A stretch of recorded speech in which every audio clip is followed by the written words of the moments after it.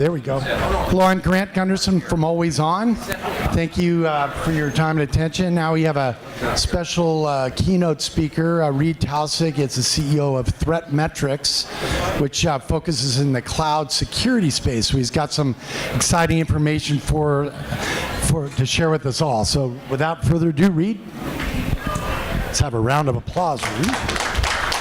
Thank you. So good afternoon.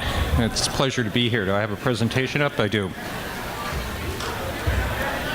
So what I'm going to talk about today is cybercrime, cyber terrorism. How many people in the audience have received an email from Anthem that you've been hacked? 85 million people. Actually, it's 100 million people at this point. So this thing, good. All right. So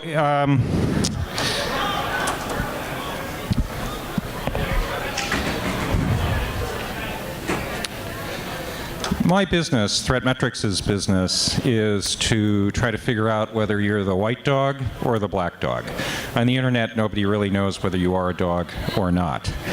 And what's happened in the marketplace, what's happened in the industry in general, is that the increase in global cyber terrorism has led to a proportionate response in terms of step-up and out-of-band authentications to inconvenience that online channel. If you take groceries out of the U.S. economy, the estimates are between 15 and 20% of the total GNP is now online, and it's growing 20% a year. So it's extremely important. And then the other issue, of course, is that there's no switching cost. If I go and try to buy a product or a service at a company who's now going to send me an SMS message or call me on the phone to validate my identity, and it upsets me, there's plenty of other companies on the net that sell the same product, and it's zero switching costs. So our business at ThreatMetrix is to determine whether you're a good returning customer and allow that industry, whether it's a bank or an e-commerce company, to get to cash faster, or whether you're a fraudster.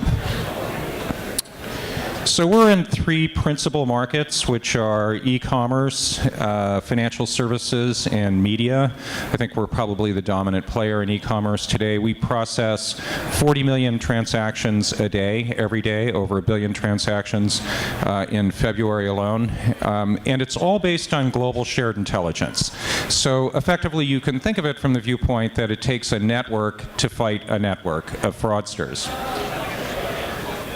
We've had very strong growth. We launched the company in 2009, April of 2009 at the MRC, which is coming up. We've managed 100% or close to 100% or better growth year over year. Transaction volumes have doubled year over year or more.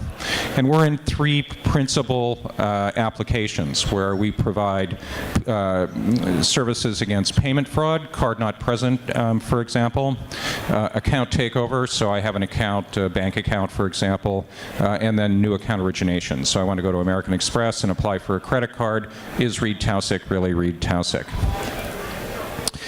So companies view themselves as operating within islands of commerce, and in fact they really live in a tornado of digital identities.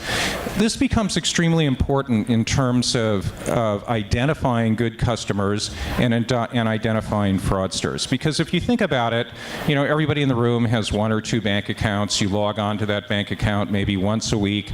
You do the same thing over and over and over and over again. And that bank only has a very thin slice perspective of what you do on the internet. But in fact, what you do is very varied on the internet. And so if you think about it, everybody in this room has a persona. So you know me right now as Reed Taussig. I'm president of ThreatMetrix. I work here in San Jose, but you know really nothing else about me. If I choose to share other aspects of my personal persona with you, I can inform you, for example, that I belong to Olympic Circle Sailing Club. I like to go sailing. I collect old British motorcycles. I have 3 daughters. I have a cat and 2 dogs. So at that point in time, you know more about me in terms of a persona. But on the internet, internet, it's very different. Because I interact across multiple sites in dozens of different locations, all of my personas end up becoming very much interconnected. So, I mean, if I get up every day at 4:30, 5 o'clock in the morning, and the first thing I do is I check my email account, subject to spear phishing in. I then may log into my stock portfolio, subject to account takeover. I may, this time of year, we end up signing up for new health insurance plans. Again, new account origination fraud. I might go book an airplane flight or a hotel or something like that, CNP fraud. So within a period of less than 20 minutes, I have touched multiple industries across the internet, and ThreatMetrix knows about it. Unlike the personal world, where I need to proactively divulge my information to you in terms of what my other personas are, whether it's whether I go sailing or whether I have 2 cats and a dog.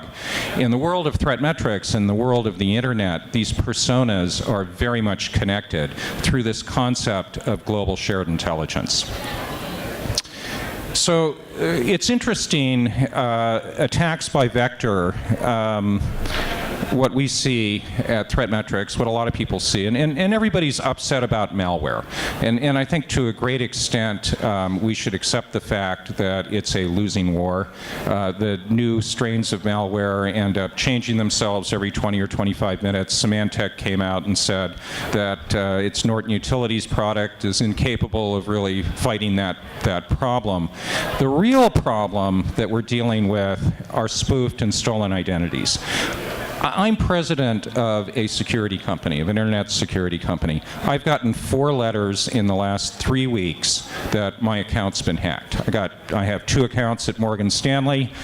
They were hacked. We're sorry to inform you that your account may have been inappropriately accessed. Can you please go change all of your passwords on the net? Well, I have 150 of them. It's great fun. Then Starwood Hotels, Sheraton, Westin, what have you, calls me up, sends me a letter and said, oh, by the way, we're sorry to inform you that our user base was misappropriated and entered. Can you please go change all of your passwords on the internet? Fine, great. And then I get an email from Anthem Blue Cross, because last year I was an Anthem Blue Cross customer. We're sorry to inform you. Can you please go change all of your passwords on the internet? Everybody in this room receives one of those notifications all of the time, every year. Is there anybody in this room, anybody, raise your hand, that didn't have a credit card stolen or weren't part of Anthem or some other service where your username and password was exposed last year? I'd like to see a show of hands. Is there anybody? We have 2, 3. Congratulations. That's pretty good. Do you have electricity in your house? Just wondering. So the nature of the game is changing. And so what ThreatMetrix does in the business, in the industry, is we go through a 4-part process to determine whether Reed Taussig really is Reed Taussig, and what I've done on the internet. And the first part of that is device identification. What is the device? Where is it? Are there anomalies associated with it? Is it a mobile device? We have an SDK for mobile downloads. We've downloaded well over 100 million of those things. And so we'll look at things, for example, is this device behind a hidden proxy, where I'm purporting to execute this transaction from San Mateo College. Actually, I'm in Romania. Is it a botnet? Is it a scripted attack? Does it exist at all? So we look at, it's really the first line of defense. What we look for are anomalies on the internet about that device, and then we start looking at identity analytics.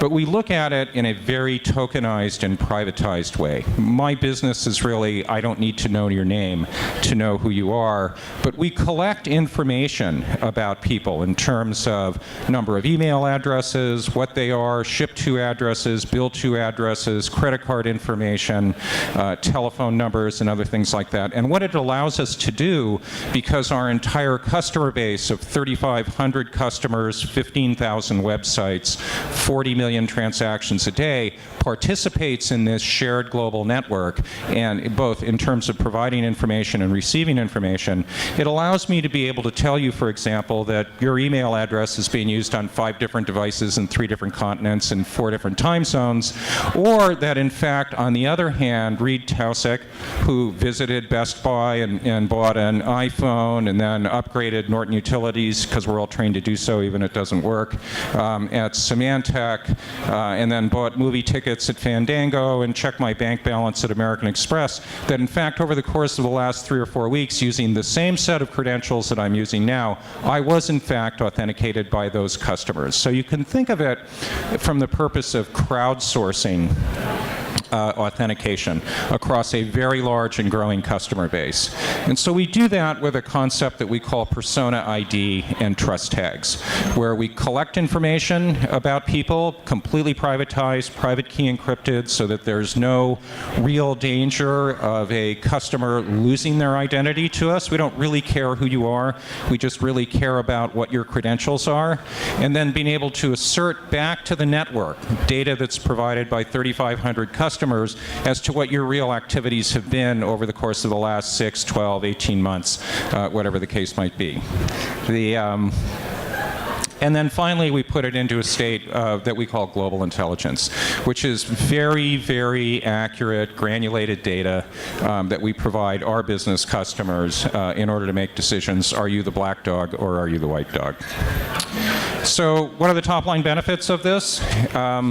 It's interesting. We started as a fraud company. 50% of the deals that we do today are initiated by customers that want to identify and authenticate good customers before they're worried about fraud. They're all worried about fraud, but they want to find good customers first. And then secondly is to find fraud. We typically end up reducing the use of online authentication, two-step authentication, out-of-band authentication by as much as 50% without any increase in fraud whatsoever. And then we also reduce fraud. Our average customer finds that they will reduce their fraud by as much as 75%. So that's what we do, and it's all about creating a network to fight a network against the fraudsters on a global basis. And with that, I've got a couple of minutes left. I'm happy to answer any questions. All righty.